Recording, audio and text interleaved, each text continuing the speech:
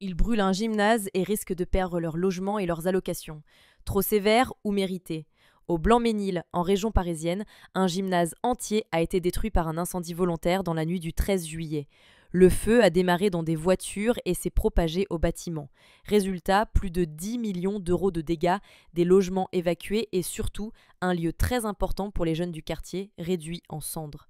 Ce gymnase, c'était 2700 personnes chaque semaine, des élèves, des associations sportives, des familles.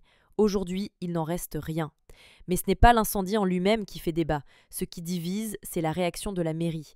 Elle veut faire expulser les jeunes suspectés de l'avoir allumé, retirer les aides sociales à leurs familles et les priver de leur logement social. Pour certains, c'est logique. Tu brûles un bâtiment public, tu assumes. Mais pour d'autres, c'est une double peine injuste. Faut-il vraiment punir toute une famille pour les actes d'un ou deux jeunes? D'autant plus que dans le quartier des Tilleuls, ce n'est pas la première fois qu'un lieu public est détruit.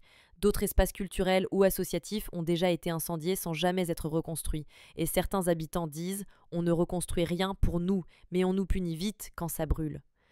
Ce débat touche à des questions profondes. À qui appartiennent les quartiers?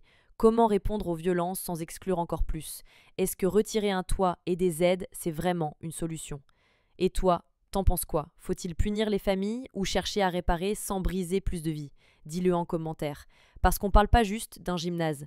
On parle de justice, de réinsertion, de cohésion sociale.